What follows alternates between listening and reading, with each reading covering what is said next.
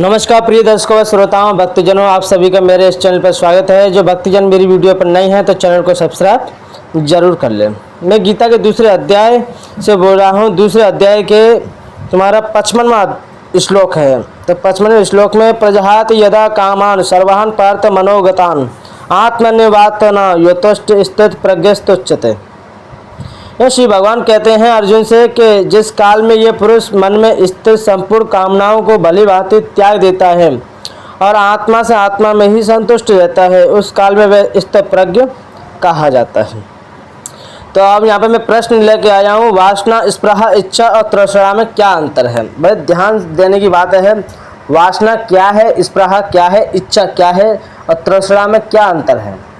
तो देखो, उत्तर है इसका शरीर, स्त्री, पुत्र, धन, मान, प्रतिष्ठा आदि अनुकूल पदार्थों के बने रहने की और प्रतिकूल पदार्थों के नष्ट हो जाने की जो राग द्वेष जनित सूक्ष्म कामना है, जिसका स्वरूप विकसित नहीं होता, उसे वासना कहते हैं।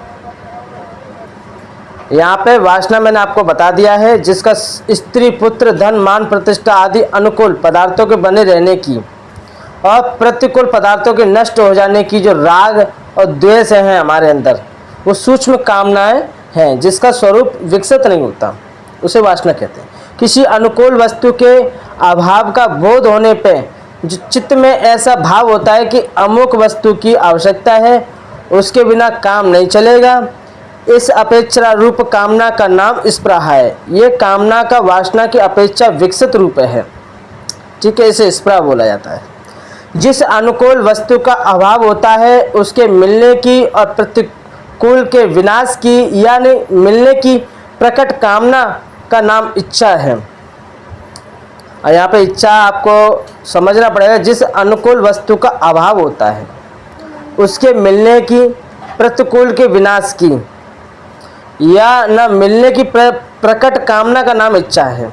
हमारे अंदर जब कोई इच्छा होती कि हमें वो वस्तु चाहिए, ये वस्तु हमें ख़राब लग रही है, हमें हटानी है, ये हमें अच्छी लग, ये हटाओ यहाँ से, वो चाहिए हमें, तो हमारी इच्छा हुई, इसका नाम इच्छा है। ये कामना का पूर्ण विकसित रूप है। और स्त्री और पुत्र, धन आदि पदार्थ यथेष्ट प्राप्त रहते हुए जो उनके अधिकाधिक बढ़ने की इच्छा है, उसको तृष्णा कहते हैं। यह कामना का बहुत स्थूल रूप है। बहुत सुंदर बात है, लेकिन आपको समझना पड़ेगा। एक एक शब्द अगर बड़े ध्यान से सुनोगे, समझोगे, आपके दिमाग में बैठेगी, तो आप इन चीज़ों को समझकर इनका त्याग कर सकोगे। और यहाँ पे आत्मा से आत्मा में संतुष्ट रहना क्या है, बड़ी सुंदर बात है।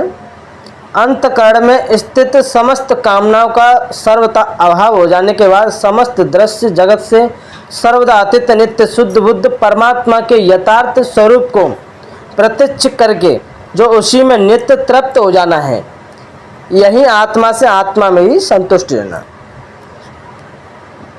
मैं दूसरे तरीके से आपको समझाऊं। अंतकरण, अंतकरण माने हृदय में, अंतकरण में स्थित समस्त कामनाओं का सर्वथा, कामनाएं जितनी भी हमारी इच्छाएं कामनाएं होती हैं, वो हृदय में ही स्थित हैं। इस हृदय से ही भाव उठते रहते हैं। हमें ये अच्छा लगता है, हमें वो अच्छा लगता है, हमारे अंदर ये कामनाएं उत्पन्न हो रही हैं। तो उनका अभाव हो जाने के बाद समस्त दृश्य जगत से सर्वथा अतीत नित्य शुद्ध बुद्ध परमात्मा के यथार्थ स्वरूप को प्रत्यक्ष करके उसी में नित्य तृप्त हो जाना है। यही आत्मा आत्मा में ही संतुष्ट होना है। तीसरे अध्याय के 17वें श्लोक में महापुरुषों के लक्षणों में आत्मा ही तृप्ति, आत्मा ही संतुष्ट रहने की बात की गई है। अब देखना, उस समय वह स्थितप्रज्ञ कहा जाता है। इस कथन का क्या भाव है? स्थितप्रज्ञ क्या है? अब स्थितप्रज्ञ समझो। इससे ये भाव दिखलाया कि कर्मयोग का साधन करते करते जब योगी की उपयुक्त स्थिति हो जाए, तब समझना चाहिए कि उसकी बुद्धि परमात्मा में अटल स्थित हो गई है, अर्थात वे योगी परमात्मा को प्राप्त कर चुका है। बड़ी सुंदर बात है, समझने की बात है। लेकिन जब तक हम इन चीज़ों को समझेंगे नहीं, भली प्रकार से, तब तक हम परमात्मा की शरण में कैसे हो सकते हैं। अभी मैंने आपको बताया, प्रश्न किया था कि वासना, स्पृहा, इच्छा, तृष्णा क्या है, इन्हें भली प्रकार से समझना है। आत्मा में संतुष्ट रहना क्या है, ये भी मैंने आपको बताया, इसे भली प्रकार से समझना है। और स्थितप्रज्ञ क्या है, यही मैंने आपको बता दिया है। तो मेरे प्यारे श्रोताओं, भक्तजनों, बस आज के लिए इतना ही।